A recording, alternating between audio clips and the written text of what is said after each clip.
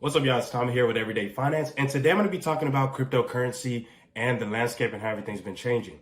So if you have been anywhere online, more than likely you've seen talks of cryptocurrency, and it's quite possible that you probably might not have a full grasp of all that's going on, right? It's a huge field. A lot of things have changed in the last 10 years.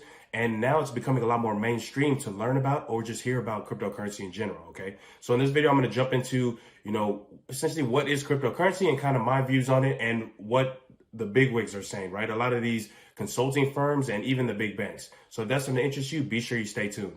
Now, whether you agree with it or not, we can all agree that cryptocurrency has gained significant traction, right? I remember back in the day when my brother had initially started with Bitcoin. This was back in the 2012, 2013 period, right? And there, at that time, Bitcoin was what I want to say even like $100 a coin or something like that. Nowadays, you can find it at 50,000, if not more, depending on when you're watching this video. Now, I have been a critic of cryptocurrency in the past. Those of you guys who have been watching me for a while know that I've always kind of been against you investing in cryptocurrency for various reasons. But I did want to at least shoot a video because, as the market cap continues to grow for a lot of these currencies, the landscape's changing so fast that I want to make sure that I'm giving you guys up-to-date information in terms of, whether it's something that's worthwhile investment for you or if it's something that you should stay away from, depending on where you are right now financially. How big these coins are starting to get, this is the reason why I wanted to make sure that I just provided you guys information to kind of give you an idea of what's all going on in the landscape. And at the end of the day, it's up to you to decide, right? I don't want to sit here and tell you guys, oh, you shouldn't do this or you should do that. It's more so just kind of give you guys an idea of what's going on in the landscape, my views on it, and then you at the end can ultimately decide, right, what's best for you and your financial needs. Now, when it comes to my thoughts on the stock market versus cryptocurrencies and kind of what my views have been in the past, I've always kind of touched on why I think that you want to kind of stay away from cryptocurrencies depending on where you are in your financial journey, right?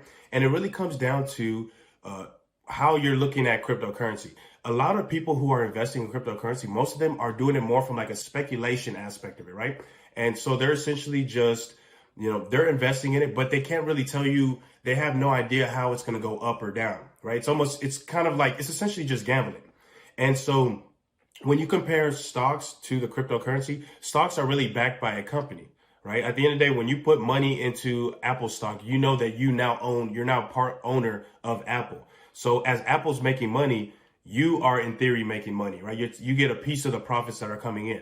And that's how your stock continues to go up, because as Apple keeps making money, your stock keeps going up and you're making money. But whenever you look at cryptocurrency and really any currency, right? It's more speculation. You're really just hoping that the price is going to go up in the future. The idea right now, what's pretty much going on with these cryptocurrencies is a lot of people are jumping in, and that's what's kind of fueling, a lot of these currencies to continue rising. I'm sure you've seen a lot of the meme stocks, and I'll throw some graphics up of different meme stocks that have grown and really blew up where a lot of people made money, but then you see how it kind of on a chart, you see it kind of going up and then it drastically shoots down, right?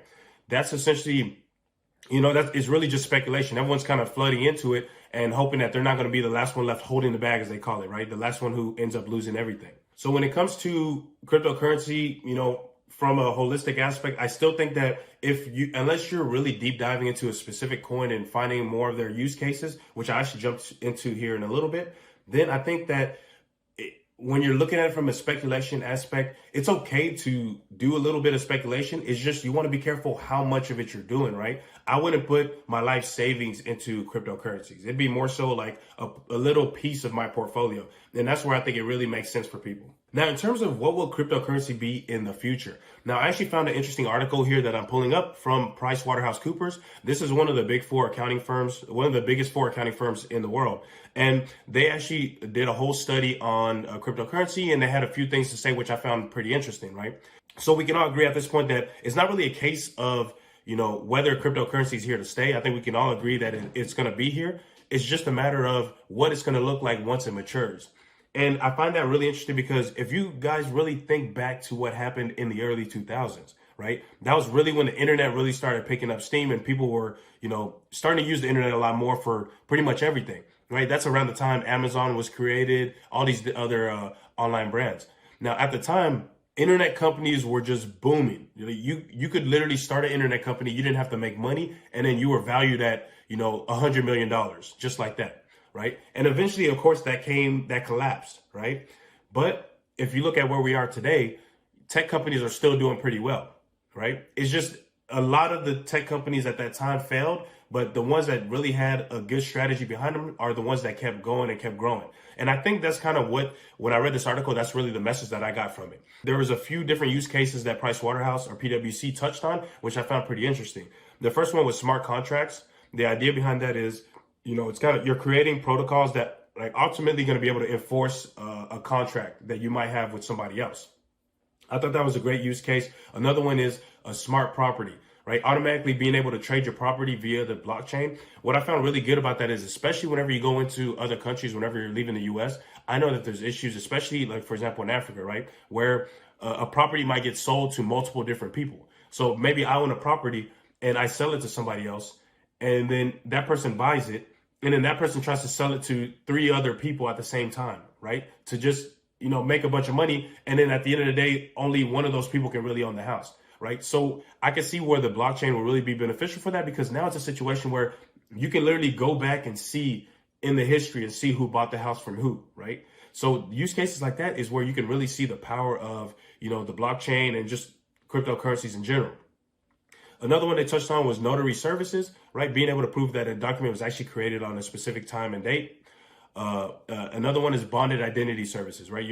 Being able to have secure identities and having it all verified through the blockchain. Okay. Now I'll link to this article down below if you want to read a lot more into it, but I think this was interesting just to kind of hear their perspective about, cryptocurrencies are here to stay. It's just about making sure that you're taking the time to really understand what is going behind all these different technologies.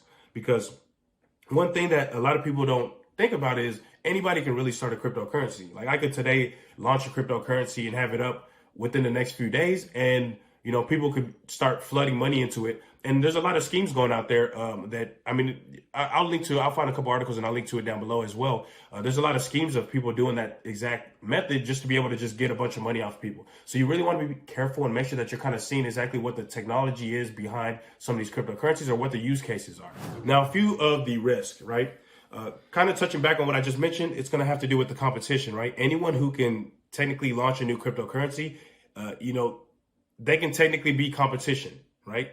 So the competitive landscape is going to be a lot more aggressive than it would for your typical currency, right? I don't think anyone's really competing against the US dollar when it comes to usability. You see it used in a lot of different countries outside of the US, and it's a lot more difficult for you to come and, try to start your own currency and compete against the US dollar, right? Whereas in this landscape, anyone can really launch a currency pretty easily, and it can pick up steam because it's just about you getting enough people behind you. Another risk is the volatility, right? Especially if you're putting your retirement funds into this, guys. You're going to be really stressed out day to day just seeing how much fluctuations come with the prices, right? You can see cryptocurrencies go down 10%, 20% in a day, as well as going up, of course. But you kind of have to think about it as if you're putting your life savings into it, right? Are you willing to go through those day to day, right? Seeing those kind of swings day to day, not knowing exactly when it's going to drop all the way down or if it's going to shoot back up, right? So I think volatility is another big concern. The other third concern that I have with it, or risk that you need to be aware of, is going to be regulation. Keep in mind that, there's governments out there who are trying to figure out exactly how or what they're going to do with these cryptocurrencies. And for example, there's countries out there that have already started looking towards banning cryptocurrencies in general. Right. And so I think that's something else that we're just going to have to see how it all plays out, further down on the landscape or down in the horizon, and see exactly how everything unfolds, to see, which coins are going to be there long term and how exactly, everything's going to be looking here in the next 10 years, 15 years, so on. All right. So that should give you the gist of what I see whenever I think about cryptocurrencies and how I see that it can kind of fit into your portfolio. Again, I think I really want to look at it. I would look at it as more so of a speculation type of asset, where I wouldn't put a lot of my money towards it. I'd say maybe 5 to 10% of a portfolio. But, as you become more familiar and you learn more about, specific use cases for different currencies out there, then you can start trying to put or pour a little more money into it. Okay. Now, one other thing that I wanted to touch on as well is that the US government's actually been working towards starting their own crypto. Now, the reason why I think that's great is because it really, even though some people are worried that it could lead to, them trying to shut down, other bigger cryptocurrencies like a Bitcoin or, Bitcoin, Binance, things like that, is that really, I think it'll be beneficial. Now it's going to allow a lot more U.S. businesses to be able to take part in adopting cryptocurrencies, right? And so it's crazy because even the Fed chairman, Jerome Powell, he had recently said that, they're calling it the U.S. Central Bank Digital Currency, CBDC, could undercut the need for private cryptos and stable coins, right? But he wanted to clarify too and say that this does not mean that they will ban cryptocurrencies, okay? So that right there tells you that, with the U.S. creating their own cryptocurrency, people who were on the fringes, who weren't sure about whether, they should take part in cryptocurrencies, or who weren't even knowledgeable on cryptocurrencies, I think once the U.S. has actually created and released their digital currency, it's going to create a wave where a lot more people are going to be jumping into the game as well, right?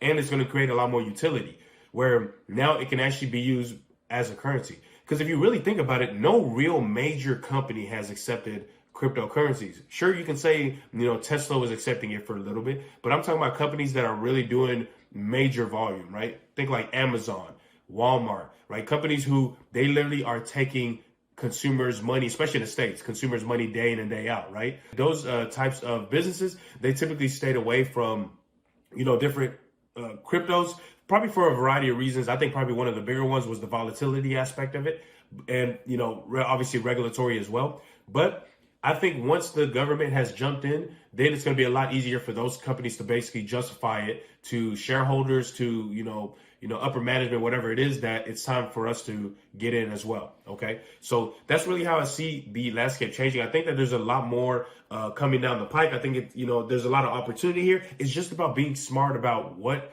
kind of steps that you're taking, right? One thing that I always like to keep in mind is you always hear the stories about the people who are able to make a lot of money off of anything, right? You probably heard of people who, they invested in some new meme coin that came out and made $1 million. But you never hear the story about the guy who put his life savings in and lost all his life savings, right? Or someone who he emptied out his bank account and threw in $10,000 and then lost all $10,000, right? So keep that in mind. Just make sure that you're playing smart, and the money that you're using to do these or to invest in cryptocurrencies is money that you're willing to lose. As long as you keep that mindset, I think you're going to be fine.